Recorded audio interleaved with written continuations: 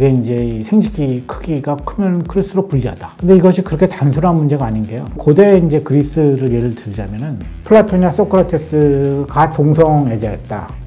그거 전혀 아니에요. 그거를 사람들이 오해하고 있는 건데요.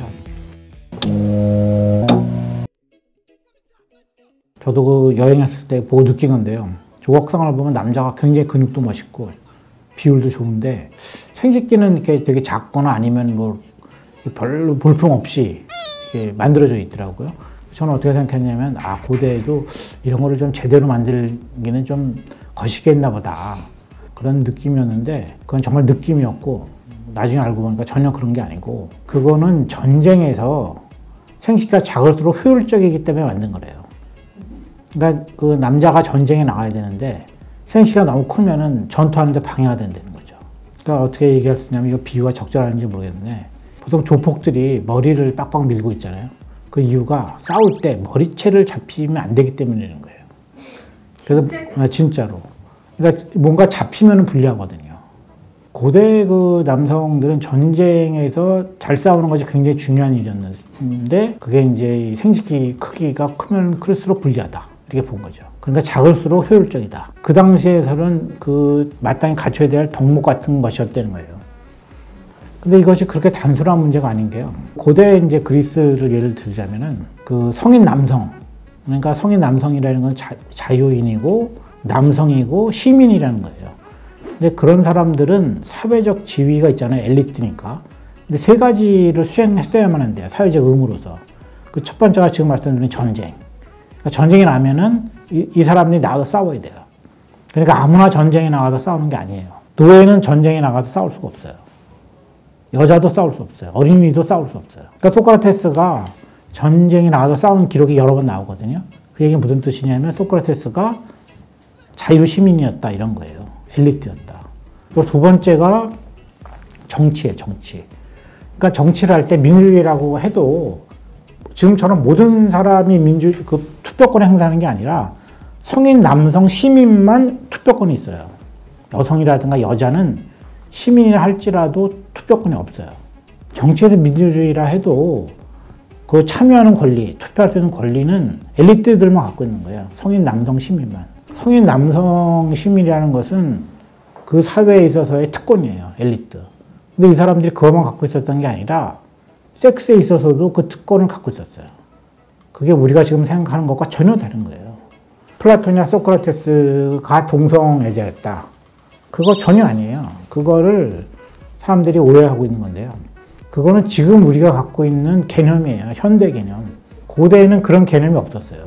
고대에는 섹스와 사랑이 다른 거였어요. 전혀 별개였던 거죠. 무슨 말이냐면 키스라든가 애무라든가 이런 거는요. 사랑에 속해요. 감정을 나누는 거. 이런 거는 지금과 비슷해요. 그런데 섹스는 달라요.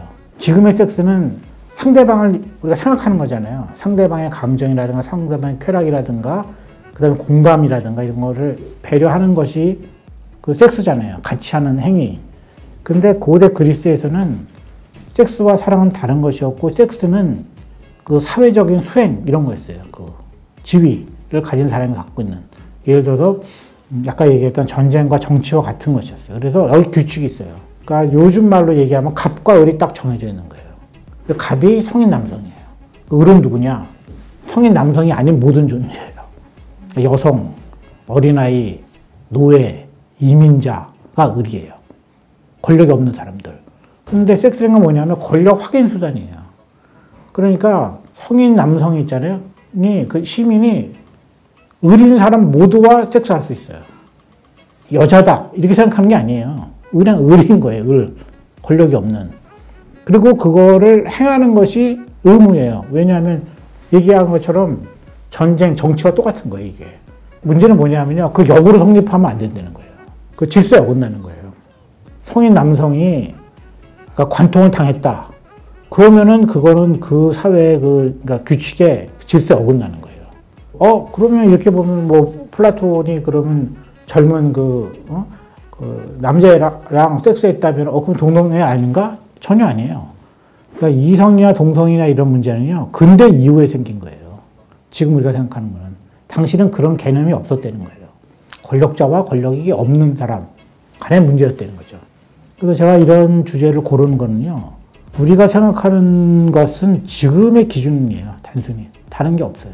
그러니까 고대도 지금과 똑같았을 것이다. 특히 사람들이 어떻게 생각하냐면 섹스라는 건 뭐 만고불변의 진리 아니야? 다 똑같은 거잖아. 뭐 시대와 인종 뭐 다 떠나서 다 똑같지 않을까? 전혀 그러지 않다는 거예요. 전혀. 시대마다 다 달라요, 그게. 근데 고대도 이랬지만 또 중세는 또 전혀 다른 모습이에요. 그러다가 이제 근대 오고 근대와 또 현대도 전혀 다르거든요. 그러니까 다 시대마다 달랐고, 그럼 어떻게 될 것이냐, 미래에는 모르죠. 그래서 그 현대 철학자 미셸 푸코가 그런 얘기를 했어요. 인간은 사라질 것이다. 그러니까 지금과 같은 인간은 미래는 없다는 거예요. 인간의 정의가 계속 바뀌거든요. 그러니까 지금은 어떻게 우리가 인간을 정의하냐면요, 합리적인 개인 이런 거로 지금 정의하고 있잖아요. 근데 제가 지금 말씀드렸지만 고대 그리스에서는 개인이 존재하지 않았어요. 개인이라는 건 근대 이후에 발명된 거거든요. 그러니까 시간이 지나면 이런 것도 없어지겠죠. 무엇이 생길까 상상하기 어렵죠. 그러니까 고대 그리스 사람이 이런 거 상상 못 했을 거예요. 여자도 하나의 개인이고, 어린아이도 개인이고, 노예도 개인이고, 노예라는 것이 없다는 거 상상 못 하잖아요. 근데 지금은 어떤 문맥이냐? 지금은 이제 개인주의 문맥이죠. 그러니까 모든 것은 개인과 개인 간의 동의를 전제하는 거잖아요. 우리가 여러 가지 그 문제에 관해서, 특히 기본적인 것에 관해서 이런 것은 보편적인 것이다. 변하지 않는다. 라고 생각하기 쉬운데, 실제로 하나씩 따져보면 그런 것도 존재하지 않는다. 그래서 제가 이제 이 주제를 고른 것이죠. 그냥 단순 흥미로 시작했는데 굉장히 철학적으로. 그렇죠. 그러니까 이게 이제 어차피 구독자가 안 느니까 어렵게 해보자.